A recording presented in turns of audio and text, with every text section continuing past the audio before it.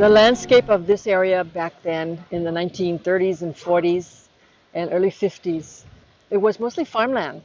We only had a Kamehameha Highway, and on Kamehameha Highway, either you had cows in the pasture or you had homes and oceans. Not too many schools, there was just 2 schools. Kaneohe had Benjamin Pucker and St. Anne's School, yeah. Ben Pucker went from kindergarten to 12th grade. Flower everywhere, taro everywhere. Lo'is on Kamehameha Highway, down to Kealohi, there was taro.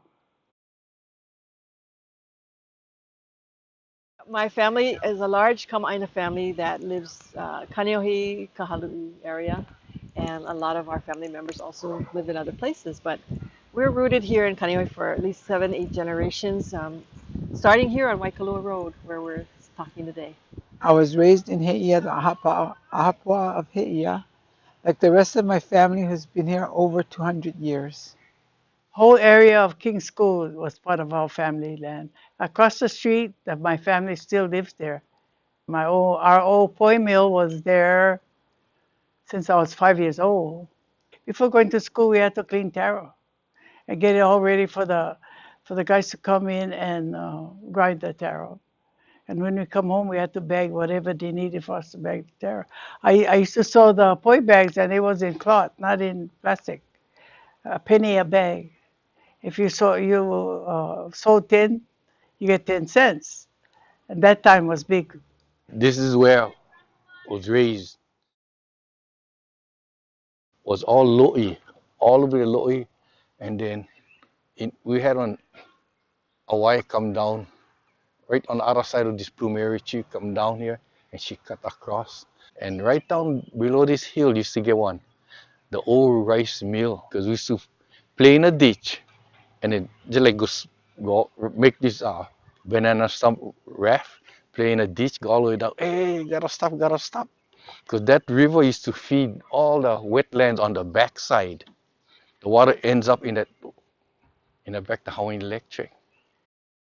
Well, my grandpa, George Cipher, who adopted me when I was a toddler, he was one of the founders with George Hoftailing and Auntie Kaui Zudameister and Johnny Townsend and Isaac Kanakaole.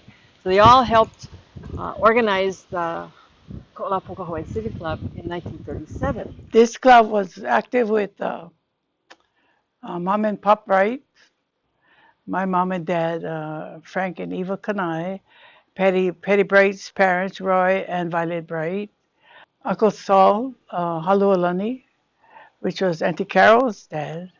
He was the one that took care of the scholarship. Auntie Elizabeth Lau, I think she was the first Wahine president that we had. Auntie Kulia Jones and Uncle Billy Jones. They were all the Jones, the Rocky family, my family, Mahilani's family. We were ancient. We have such a wide range of talent. A lot of people are wonderful at handcrafts, Hawaiian crafts like lauhala weaving or lei making or konani board, fashioning konani boards, even playing konani boards. We have wonderful singers and musicians that are members of the club. People with high education experience. We have the vice chancellor of Windward Community College as a member. We have retired scientist Dr. Joanne Leong, who was the head of Coconut Island's research facilities. Members who know plants, who know lomi, who know all the mo'olelo of the area. We have genealogists. We've got the fishermen. We've got the farmers. We're partnering with Kako'iwi on restoring the 400 acres of farmland, the Lo'i Kalo at He'ia. Because they're so active. I mean, they're involved in so many activities. you know, from the kuleana in terms of taking care of our, you know, our resting place, our, you know, halekupa pa'u for our li'i, you know, up at Mauna Ala, for the other kinds of culture activities that they involve themselves in, and some of the activities that deal with the politics of Koʻolaupoko area to protect it and preserve it. I mean, they have some. One thing I like about the Civic Club is that they have firm beliefs on how they believe their aina should be managed, sustained, and protected. And this gave me even more interest as why I wanted to become a member of this vibrant group, so vibrant, so active, so involved.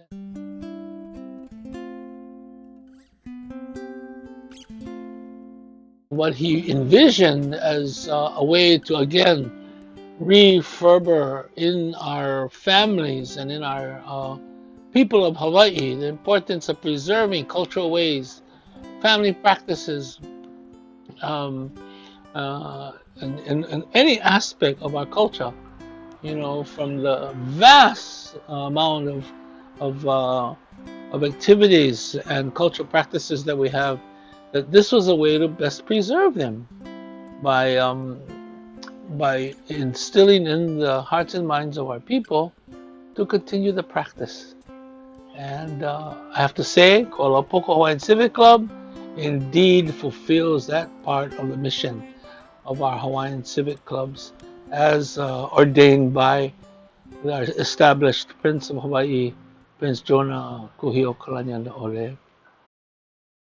Our Civic Club has several kuleana that we focus on.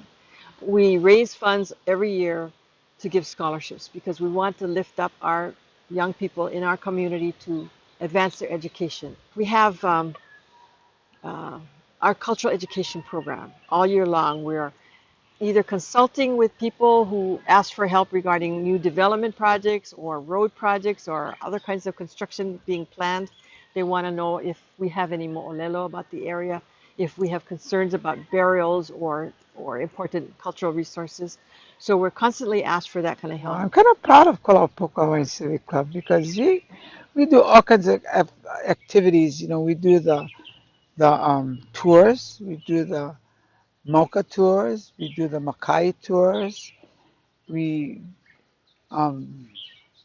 advocate for education wherever we people need us. It's opened me to many other people. It's not just the club, but it's the connections that the club gives you beyond that. It's being able to say, Auntie Alice is my mentor, and everybody on Oahu knows who she is, and they again open me with open arms. We do need more of their children and the young people in the community to see the possibilities that the Civic Club can offer them to advance the things that they think are important. I think that's what our main goal is, to help people, work with people, and make sure if you think that something's wrong in the family, try to malama them some way, yeah. Because we all need help. Some way or the other, we need the help, yeah. We have been getting involved in planning for Koʻolaupoko. We are concerned about what might happen if we're not involved in decision making regarding the future of the farmlands and the watersheds in our area. So whenever there's any kind of proposal coming up, it's important for us to stay involved and to pay attention and say what we think about, if that's good or bad for our future generations. We're supposed to always be thinking 7 generations ahead. So that's the kind of thing that, old or young, we all should be involved, and we should become good role models. Native Hawaiians have so much to offer the world. And we as a Civic Club can be a better role model for everyone so that we can help people lift them up and help our communities and generations that are yet to be born.